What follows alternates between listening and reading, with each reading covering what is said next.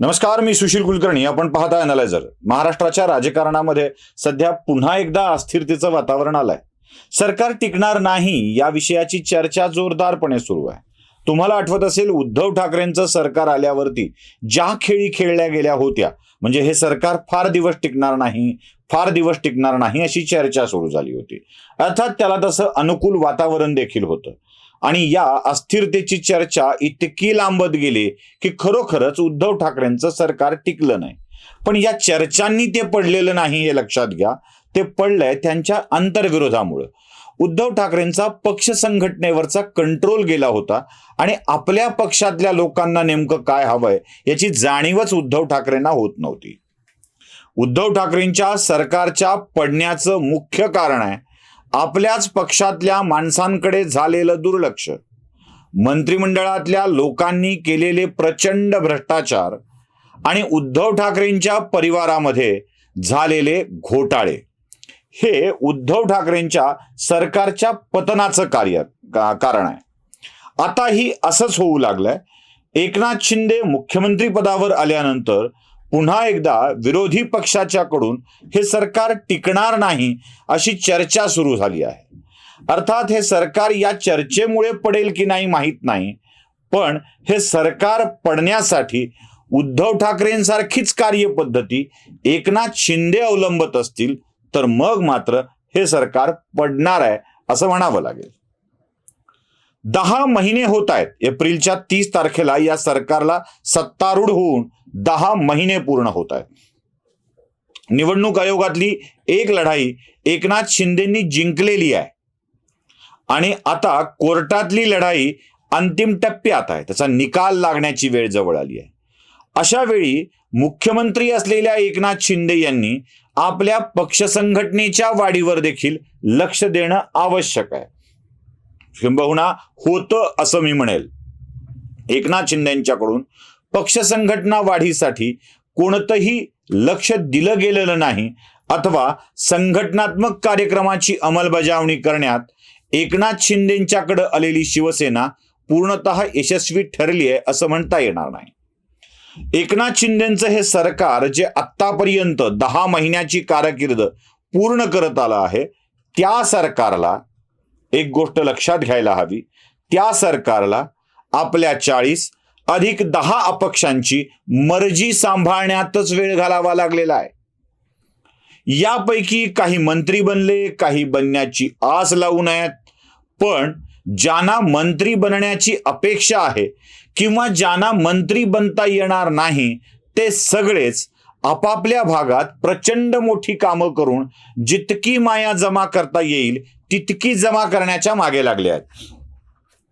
आम्ही उद्धव ठाकरेंना सोडलं.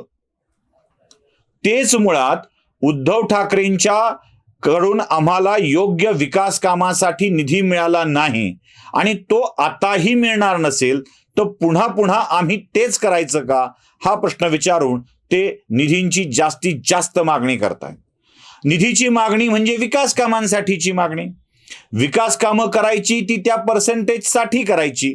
हे सगळं असं होताना आपल्याला दिसतंय आणि सगळेच एकूणच पैसे कमाई याच्या मागं लागल्याचं दिसतंय. त्यामुळं एकनाथ शिंदेंच्याकडून या 50 जणांची मर्जी सांभाळता सांभाळता पक्ष संघटना वाढीकडं दुर्लक्षच झालेलं दिसतं. बहुतेक मंत्र्यांचे PS पर्सनल सेक्रेटरी हे वर्षा बंगल्यावरून ठरतात. वर्षा बंगलाच त्यांची नियुक्ती करतो आणि ते सातत्यानं संपर्कात असतात ते वर्षा बंगल्याच्याच. अशा वेळी त्यात असलेली कामे, व्यवहार हे सगळे PS मार्फत वर्षा बंगल्यावरून नियंत्रित होतात आणि आपल्याला त्यात लक्ष घालता येत नाही अशा स्वरूपाची तक्रार अनेक मंत्र्यांची आहे.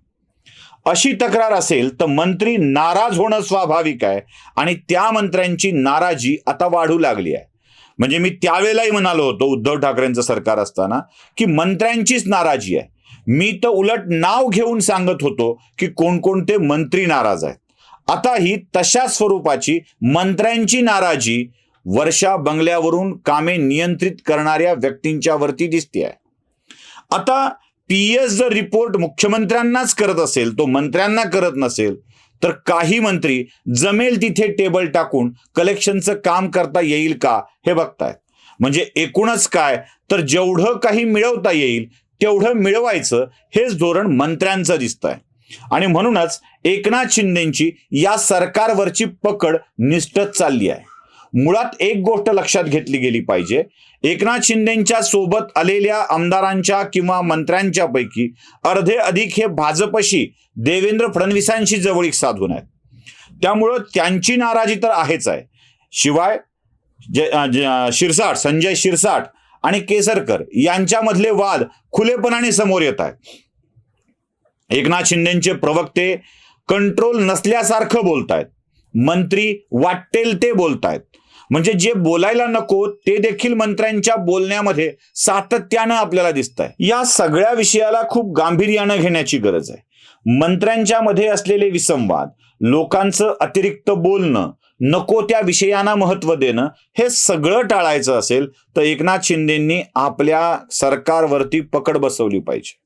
राज्य सरकारमधून होणाऱ्या बदल्या, या सगळ्या विषयांच्याकडे लक्ष दिलं पाहिजे. संघटन आणि सरकार या दोन्हींच्या मध्ये ताळमेळ घालायचा असेल तर एकनाथ शिंदेंना आपल्याच तोडीचा एखादा अजून मंत्री निर्माण करावा लागणार आहे, जो या सगळ्या विषयाकडे लक्ष देईल. खरं तर एकनाथ शिंदेंना पक्ष उभारण्याकडे अधिक लक्ष द्यावं लागणार आहे, पण दुसरा माणूसच नसल्यामुळं सगळ्या जबाबदाऱ्या शिंदेंना पार पाडाव्या लागतात आणि तिथेच त्यांची खरी गोची होते आहे. हीच गोची जर एकनाथ शिंदेंनी लवकर सावरली नाही तर वर्षभराचं मुख्यमंत्रीपद उपभोगून त्यांना नवा कुणीतरी नेत्याकडे ते पद बहाल करावं लागेल हे देखील दिसतंय. पण सावधान शिंदे, आता धोका पुढे दिसतो आहे.